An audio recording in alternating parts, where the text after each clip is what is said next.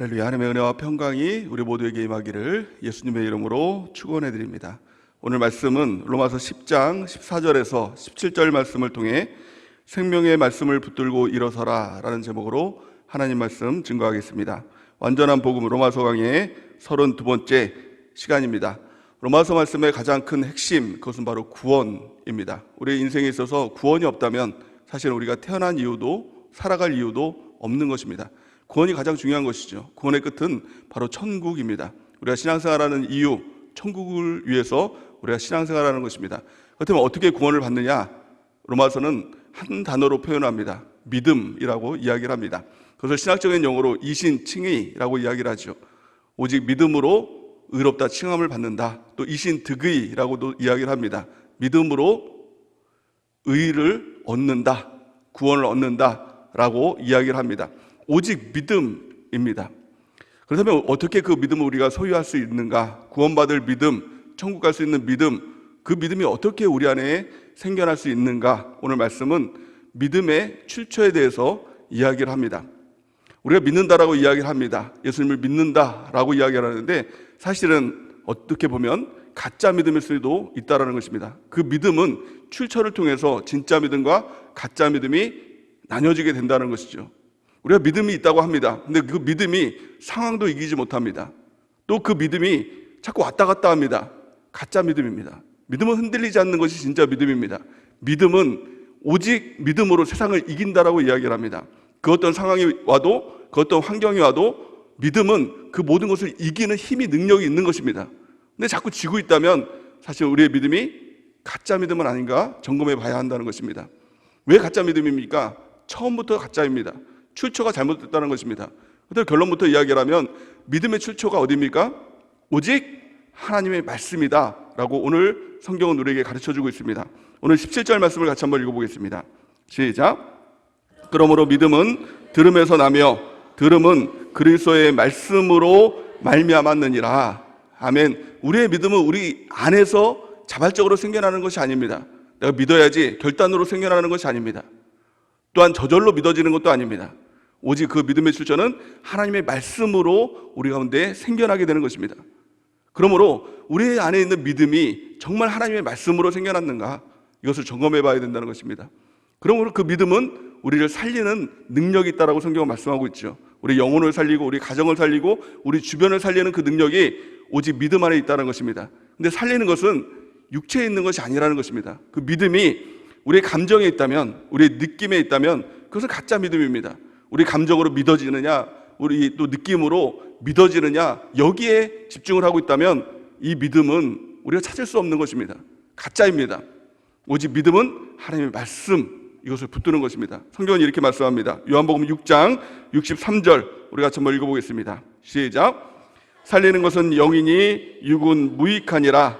내가 너희에게 이른 말은 영이요 생명이니라. 아멘. 우리가 죽어있는 그 영혼들이 있죠. 근데 살아나려고 자꾸 다른 것을 붙듭니다. 다른 어떤 것을 붙드는 것 다 이거 소용이 없다라는 것입니다. 오직 살리는 것은 영이니 육은 무익하다라고 말씀하고 있는 것이죠. 오직 하나님의 말씀, 이것이 영인 것입니다. 말씀 붙들어야 우리가 살아날 수 있고, 말씀 붙들어야 우리의 영혼이 소생할 수 있다는 것입니다. 다시 일어날 수 있다는 것입니다. 오직 하나님의 말씀, 이거 붙들고 오직 믿음으로 우리가 구원에 이르는 우리 모두가 되는 은혜가 있기를 예수님의 이름으로 간절히 축원해 드립니다. 그렇다면 그 믿음의 역사가 어떻게 진행이 되는지 또한 오늘 말씀을 통해서 우리에게 가르쳐주고 있습니다. 하나님의 말씀이 우리 가운데 임하게 될 때 어떻게 그것이 믿음이 되고 그것이 어떻게 복음이 되고 또 다른 영혼들을 살려낼 수 있느냐라는 것을 순차적으로 가르쳐주고 있는 것이 오늘 말씀인 것이죠. 오늘 14절, 15절 말씀 같이 한번 읽어보겠습니다. 시작. 그런즉 그들이 믿지 아니하는 일을 어찌 부르리요?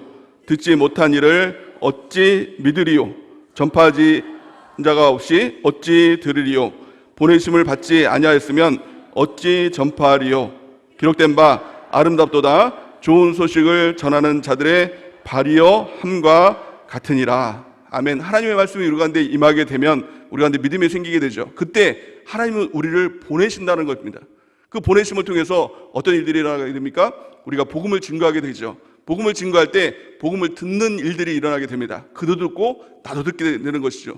그를 통해서 믿음이 생겨나게 되고 고백하게 되고 그것을 통해서 구원의 역사가 일어나게 된다라고 오늘 말씀은 우리에게 가르쳐주고 있는 것입니다. 그러기 가장 중요한 첫 번째 시작이 무엇입니까? 하나님의 말씀에 사로잡히는 것입니다.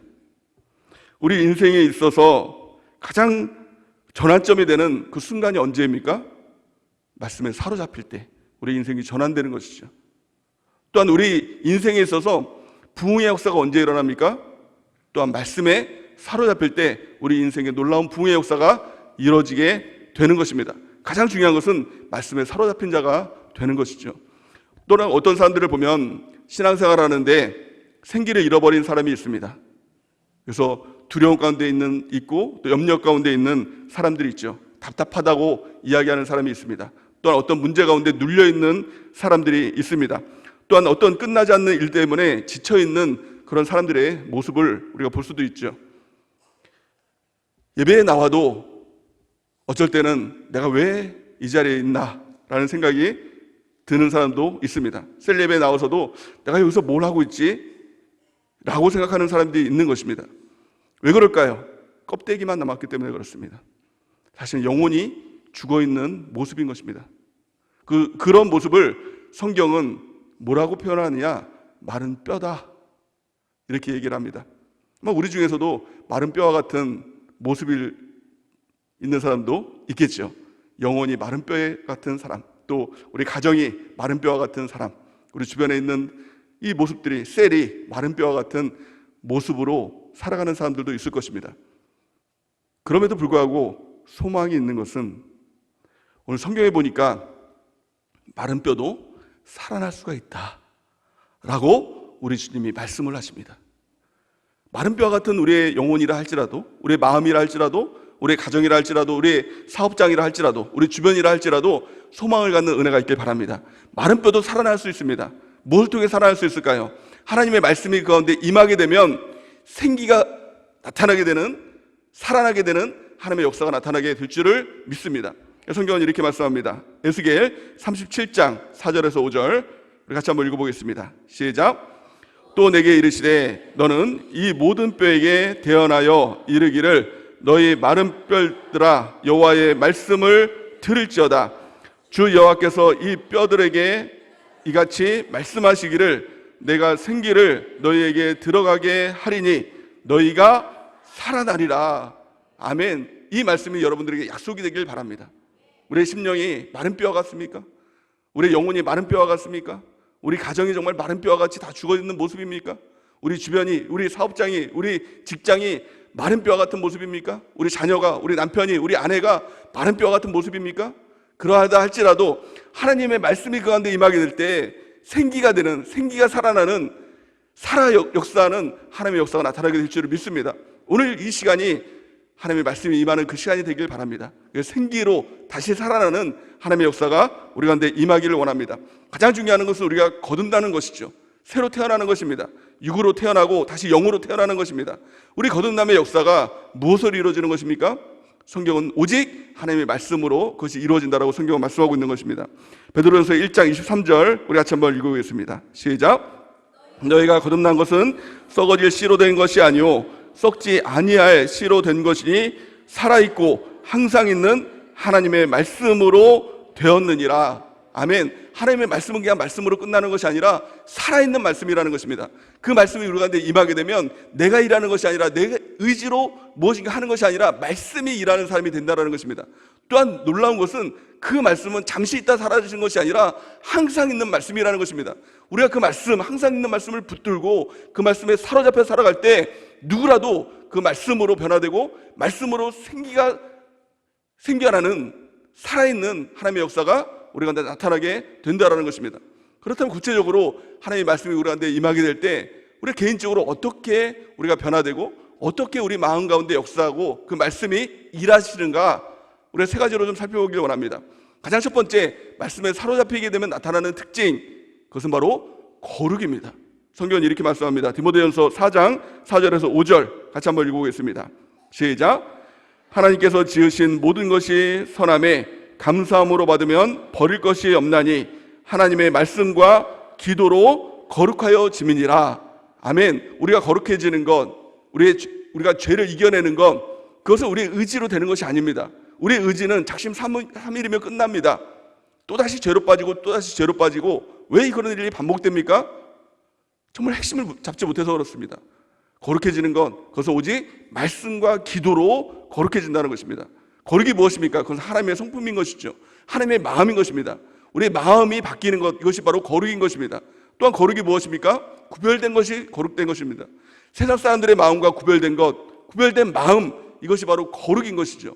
세상 사람들은 어려움이 오면, 고통이 오고 고난이 오면 어떻습니까? 괴로워하고 두려워하고 염려하고 근심하고 벽에 무너집니다. 낙심합니다. 하지만 거룩한 사람의 특징이 무엇입니까? 어떤 일이 다가와도, 고난이 다가와도, 고통이 다가와도 낙심하지 않는 것이죠. 성경에 보니까 이렇게 하나님께서 지으신 것은 모든 것이 선하심에 감사함으로 받으면 버릴 것이 없다. 모든 일 가운데 하나님의 역사가 있지, 하나님의 뜻이 있지, 모든 것이 합력해서 선을 이루시는 하나님의 역사가 있지라는 것을 믿고 감사하는 것, 이것이 바로 거룩인 것입니다. 그러기에 낙심하고 원망하고 불평한 것, 이것은 거룩이 없는 것입니다. 구원받지 못한 사람의 모습인 것입니다.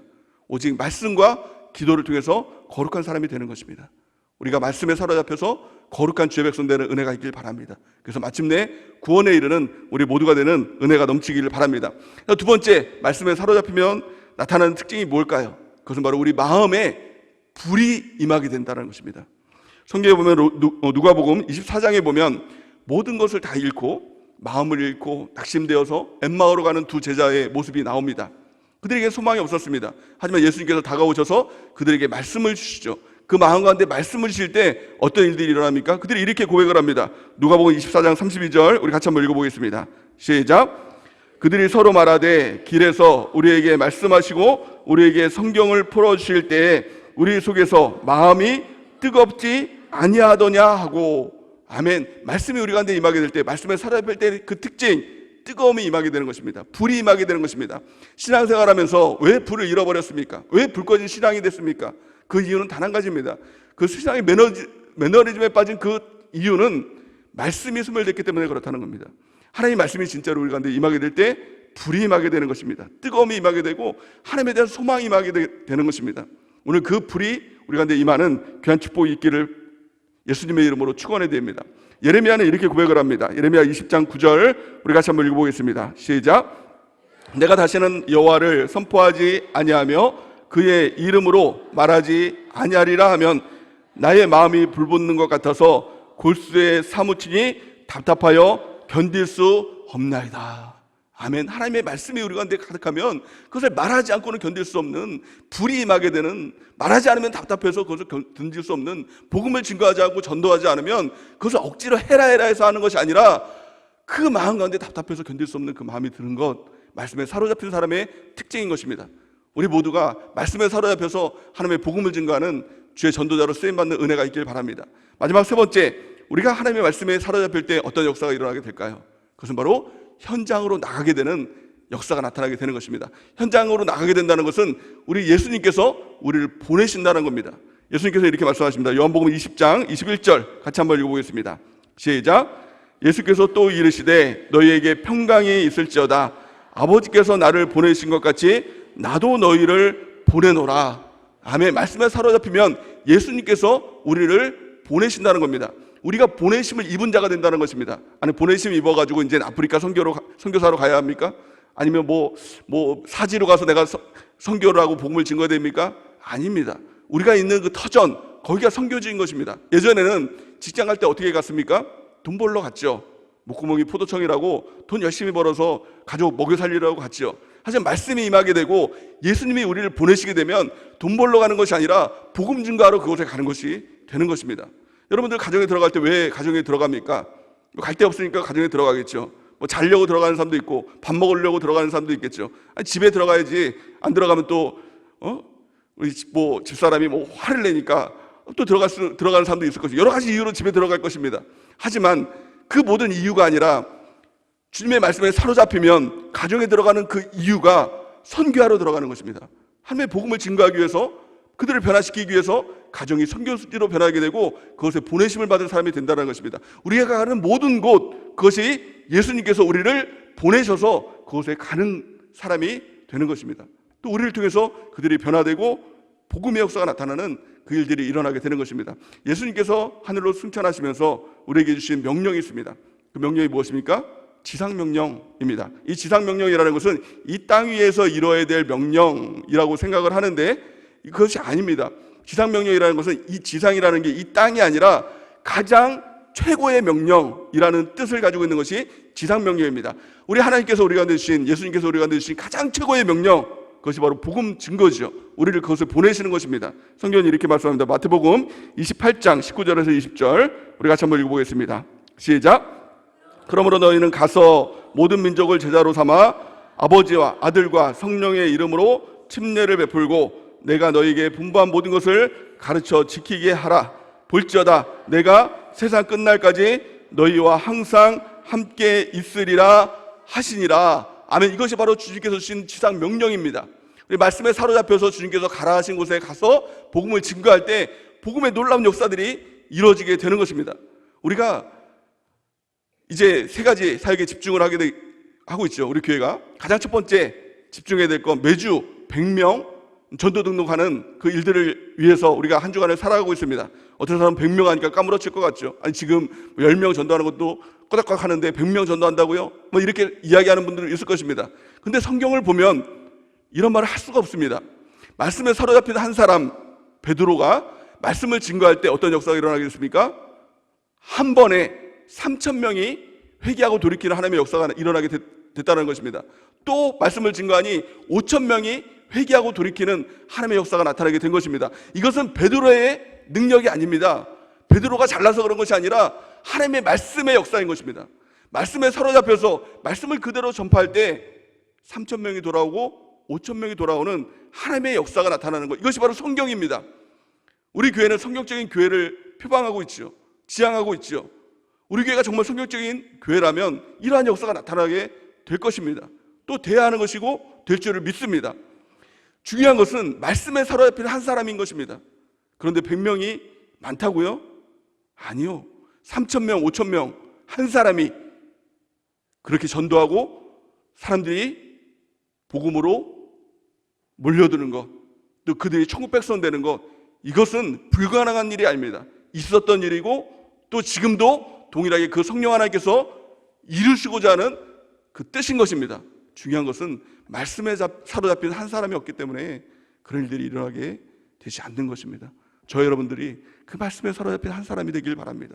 그래서 우리를 통해서 그 말씀을 증거할 때 우리 주님께서 우리를 보내시고 그곳에서 하나님의 말씀이 증거될 때 수많은 영혼들이 열방이 주께로 돌이키는 그 은혜가 우리 가운데 넘치기를 예수님의 이름으로 축원해 드립니다. 가장 중요한 것은 말씀에 사로잡힌 것입니다. 우리의 영혼이 마른 뼈와 같을지라도 말씀이 들어가면 생기가 흘러나오게 되는 것이죠. 우리 가정도 마찬가지입니다. 마른 뼈와 같은 가정들이 있습니까? 절망할 필요가 없습니다. 소망은 하나님의 말씀입니다. 말씀이 그 가운데 들어갈 때 믿음의 가정이 되고 그 가정을 통해서 하나님께서 이루시고자 하는 놀라운 계획이 있는 것입니다. 그 일들을 위해서 우리 교회가 6월 달부터 전 세대 통합 예배를 드리는 것입니다. 그 핵심은 하나님의 말씀이겠죠. 말씀이 그 가정에 들어가는 것입니다. 부모에게만 들어가는 것이 아니라 자녀에게도 들어가는 것이고 그 가정 안에 들어가는 것입니다. 또한 그 말씀이 단지 들어올 뿐만이 아니라 그 말씀을 가지고 가정에서 나누기 시작하는 것이죠.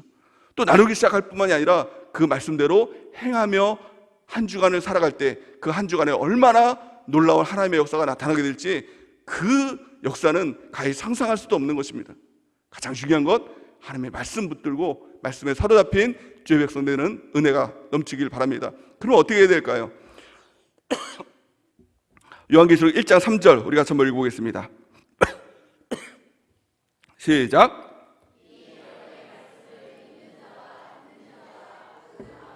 기록한 것을 지키는 자는 복이 있나니 때가 가까움이니라. 아멘. 성경 전체를 보더라도 정말 때가 가까웠습니다. 마지막 때가 가까웠습니다. 그 때가 가까웠을 때 우리가 해야 될 것, 성경은 한마디로 말합니다. 말씀 붙들고 말씀에 사로잡혀라.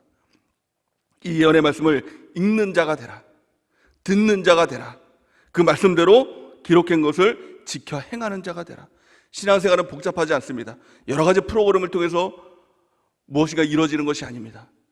또 교회는 여러 가지 어떤 다른 일들을 통해서 이루어지는 것이 아닙니다. 오직 말씀을 통해서 부흥되고 말씀을 통해서 하나님의 역사가 이루어지고 기적이 나타나게 되는 것입니다. 그리고 우리 한 사람 한 사람들이 이 말씀을 읽는 자가 되길 바랍니다. 정말 집중해서 하나님의 말씀으로 매일 성경 통독 큐티를 하길 바랍니다. 습관적으로 하지 말고 진짜 하나님께서 나에게 주시는 그 말씀이 우리 가운데 임할 수 있도록, 마른 뼈와 같은 내 영혼이지만 하나님의 그 생기와 같은 말씀이 내 가운데 임할 수 있도록 그 말씀에 집중해서 매일 성경 통독 큐티를 하시기 바랍니다. 또 듣는 자가 되길 바랍니다. 매주 주시는 주일마다 주시는 하나님의 그 말씀이 생명의 말씀이다. 나를 살리는 말씀이다. 그것을 믿고 그 말씀을 듣기 바랍니다. 또 듣기 바랍니다. 주중에도 자꾸 그 말씀을 듣기 바랍니다. 그러면 내가 나를 살리는 것이 아니라 말씀이 나를 살리고 생기가 흘러나오는 하나님의 역사가 나타나게 될 줄을 믿습니다. 우리가 붙들어야 될 것 오직 하나님의 말씀에 사로잡혀서 우리 한 사람 한 사람들이 우리 예수님께서 보내시는 그 사람이 되길 바랍니다. 또 우리를 통해서 그 복음이 증거되길 바랍니다.